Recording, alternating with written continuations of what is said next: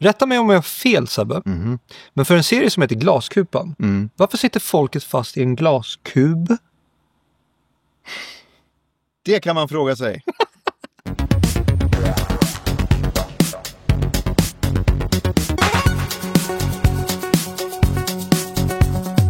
I Glaskupan följer vi beteendevetaren Leila som återvänder till sin hemby och där finner sig indragen i ett liknande brott som hon själv genomlevde som barn. Ni som har följt oss väldigt länge vet att det är väldigt sällan vi recenserar serier helt enkelt. Det är väldigt få serier vi har recenserat och oftast har vi inte ens recenserat hela säsonger. Nej. Utan det är några avsnitt som vi bara säger, men det här måste vi recensera. När vi har recenserat så många Netflix-filmer som vi har gjort, svenska Netflix-filmer, och det dyker upp en serie, en krimserie, svensk på Netflix, då blir det nästan så att vi måste recensera den. För att den här var ju liksom nummer 1 på Netflix över den här påskveckan. Jag tror att väldigt, väldigt många satt och kollade på det här. Inklusive jag och min sambos släkt ute på landet. Svensk krim är inte riktigt min grej. Inte min heller. Det tog emot. Jag var inte så jättesugen faktiskt. Nej. Jag förstår ju grejen. Alltså, jag tror att det finns några där ute som kanske vill lyssna på vad vi har att säga om sånt. Och det är jättekul. Fantastiskt kul. Och det var liksom lite det som fick mig att... Jag har sett första säsongen av Bron. Det är det. Så såg jag Kastanjemannen, men det är inte svenskt, det är danskt. Under en period, det enda som gick på tv var svensk polisdrama. Yeah. Det var Beck, det var Irene Huss, det var Wallander, det var allt. Bara poliser, gubbar och tanter som gick och löste mord. That's it. Och sen var det helt plötsligt, nej men nu följer vi de kriminella istället. Och det blir roligare. Så svensk krim för mig, så här, jag är inte intresserad. Jag vet att det är liksom vår typ största tv-export vi har. Ja. Tyskarna är som galna i våra polisserier. Och då kommer då den här Glaskupan via Netflix. Vi kör. För det var ett namn som var anknutet till den här serien. Precis. Ja. Camilla Läckberg, författare. Ja. Jag har inte läst någon av hennes böcker. Nej. Har du? Nej. Hon är väldigt, väldigt framgångsrik. Och hon har sålt över 20 miljoner exemplar av sina böcker. Det är rätt imponerande. Men sen har hon också dabbat lite i manusförfattande. Till exempel, för många år sedan så recenserade vi en film som heter Glaciär. Just. Det var en sån här pandemifilm. Den hade hon skrivit. Men nu har hon alltså skrivit det här. Ja. Nej. Inte? Nej. Hon kommit med idén. Ja, okej. Hon är inte manusförfattare? Nej. Vem fan är det då? Ja, det är några andra. De här? Ja. Okay. Camilla Läckberg har kommit på idén. Jag vet inte hur stor del av synopsisen och liksom vad hon har kommit in med. Hon har kommit med konceptet och grundidén. Det är det som jag tycker är så intressant med hur det här har marknadsförts. Det påminner lite om Joakim Lundells namn när de marknadsförde filmen Feed för många år sedan. Han hade inte så mycket med det här att göra. Som sagt, jag vet inte hur mycket hon inte har skrivit. Det kan vara så att hon har ett jättelångt, hon kanske har en idé för varje avsnitt. Hon har inte liksom författat manuset. Så med det sagt, om vi tycker om serien så är det liksom cred till manusförfattare och Camilla Läckberg för att det är hennes koncept. Om vi inte tycker om den så kastar vi skit på er allihopa. Ja. Det första som slår mig när jag börjar kolla på serien, det är väldigt många skådespelare som är såna, den personen. Ja. Den personen är med. Vad kul! Det börjar dyka upp lite ansikten för du börjar titta mer och mer på svensk film och serier. Exakt, jag börjar känna igen dem lite. Känner du då att de bara får vara med överallt hela tiden? Ja, faktiskt. För mig är du den största personen Johan Rheborg. En annan Johan, Hedenberg, är med här också. Ni kanske känner igen honom från Skilda världar. Försök lyssna på mig. Sätt att oskyldig grabb i fängelse för egen vinnings skull. Fy fan. Han har skrivit en bok som heter Lill-Tarzan och jag. Det är en jättefin bok. Han läser in den själv om någon vill lyssna. Att de här två var med blev en sån där grej så jag tänkte också att, ja men okej. Jag gillar båda de här skådisarna. Men i grund och botten så handlar ju serien om Leila. Leila har ju när hon var liten blivit kidnappad, räddad och allt det här. Och Walter har då blivit hennes adoptivpappa. Men hon bara så här, fuck det här. Jag drar till USA, blir liksom någon form av forskare där, eller expert i mentaliteten hos kidnapparna. Sen så drar hon tillbaka till sin hemstad. Väl där så händer hemska saker. Ett barn blir kidnappat. Och det är väldigt likt det som hände Leila när hon var liten. Så att det var ju väldigt passande att Leila var tillbaka. Ja. Hennes fosterpappa Walter var ju polischef, har pensionerat sig. Och hans bror, som spelas av Johan Rheborg, Thomas, han är polischef nu. Serien pågår twists and turns. Överraskningar? Kanske. Allt det här familjedramat och allting, det är klyschigt. Jag blev indragen, för jag tycker det var liksom så här, okej, men nu börjar vi sitta där på landstället och liksom börja fråga varandra, men vem tror du att det är? Vem tror du att det är? Men sen så blev det bara väldigt långtråkigt. 6 avsnitt av det här, 45 minuter var. Snälla rara. Ni hade kunnat gjort det här till en film, kanske 2 timmar och en kvart, vad vet jag. Bara kom igen. Liksom så här, klipp snabbare, låt flera saker hända så att jag inte tappar mitt fokus. Håll mig engagerad så att jag inte börjar tänka efter och använda min smarta del av min hjärna för att börja kritisera serien. Och för det var exakt det som hände. Ja. Jag ber om ursäkt, Sebbe, att jag tvingade dig att se den här serien. Det som händer är att de här sträckorna som man alltid klipper bort i film, alltid klipper bort. Om man ser en person i en bil och sen så är personen framme. Vi vet att den personen har lämnat bilen och gått fram till dörren. Alltså, låst.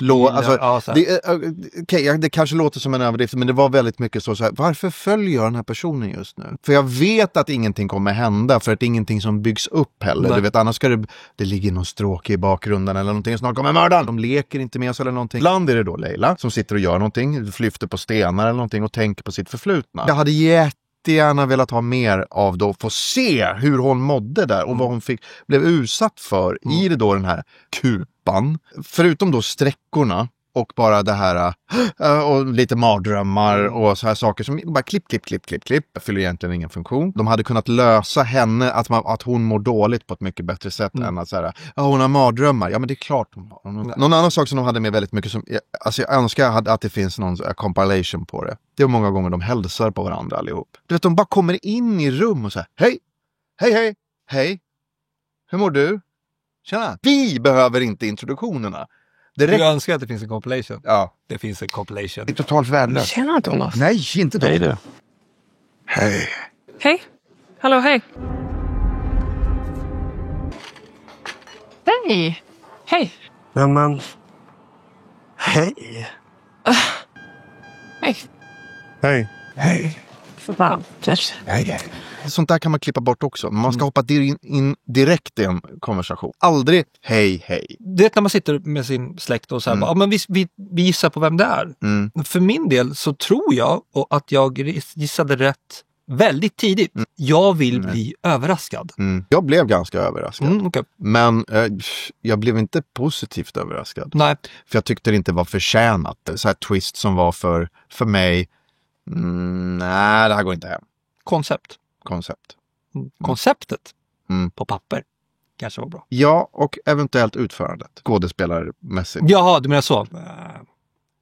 De är så jävla tråkiga skådespelarna i serien.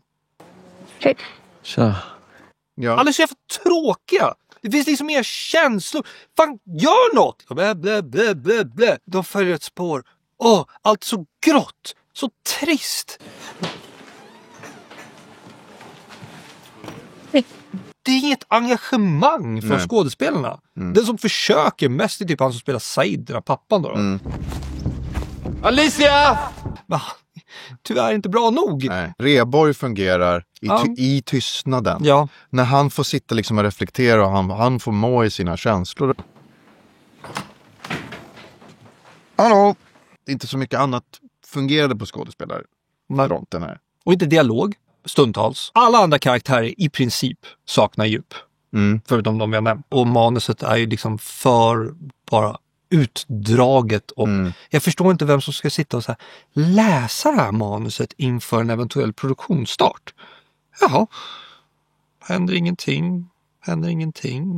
Okej, där händer något. Så här, hur har du orkat läsa det här? Leilas karaktär till och med. Jag är glad över att hon inte har autism. Tycker du inte hon har det? Ladies and gentlemen. Men man kan inte sätta fingret på vad det är för någonting. Nej, de försökte få mig känna som att tro att det är traumat. Men jag såg liksom inte någon sorg i traumat, för jag tycker inte riktigt att den här skådespelaren kan leverera det. Man vill ju heja på henne. Ja, det är ju henne man ska heja på. Du har varit med om något skithemskt som barn. Du kommer tillbaka, massa konstigheter händer. Vi ska heja på dig. Jag hejar inte på dig. Nej, det var tillräckligt med hejanden i den här serien. Hej. Den här staden heter Granås. Det är en påhittad stad. Uppe i norr, för det finns en gruva uppe i. Såklart. Ingen har ju en dialekt. Nej. Ingen. Alla är från Stockholm, men de är uppvuxna där. Så att, okej, fine. Men om du ska hitta på en stad, du kan ju inte ta en stad som ligger i typ Västra Götaland. Det finns en ort som nu är en del av en större ort, som också heter Granås. Ja. Så när jag googlar Granås, då hamnar jag ju där. Jag bara, det här är norr. Vad är det som pågår? Det beslog mig en annan sak, rätta mig om jag har fel, men var det inte så att de åkte hem till folk typ hela tiden och så var de inte hemma först och sen så dök de upp? Ja. Hände inte det typ hela tiden? Så här, Stefan! Tja Stefan! Alltså så här, varför bara inte låta han vara hemma från första början? Sammanfattningsvis från min sida. Ja. Alltså för mig, i nästan varenda scen så är det någonting som brister. Antingen är det regi, eller så är det manuset, eller så är det skådespelarprestationerna. Vilket gör att jag kan inte rekommendera det här. Nej. Men det visste ju ni redan. Alltså jag gick in med väldigt låga förväntningar. Så. Ja, du vill ju verkligen inte. Jag ville verkligen inte. Nej. Jag tycker det finns vissa saker i det här som håller. Men då tycker jag man klipper ner det här till en 1,5 timmes film. Eller ja, en 2 timmars rulle kanske. Eller så ser man avsnitt 1, 2, 5 och 6. Ja. Eller skippa det här. Alltså det är väldigt klyschigt. Ni har sett det förut. Precis, om man har sett mycket krim. Ja. Det här kan ju inte vara. Det här är inte nytt. Kommentera gärna, för här vill vi verkligen höra, för att vi är inte experter. Har ni sett mycket krim? Vad tyckte ni om den här serien? Om folk tittar på det här för att de är intresserade av vad vi tycker, då har vi ändå vunnit något. Men Netflix har gjort en hel del film och annat som vi tycker om att recensera i alla fall.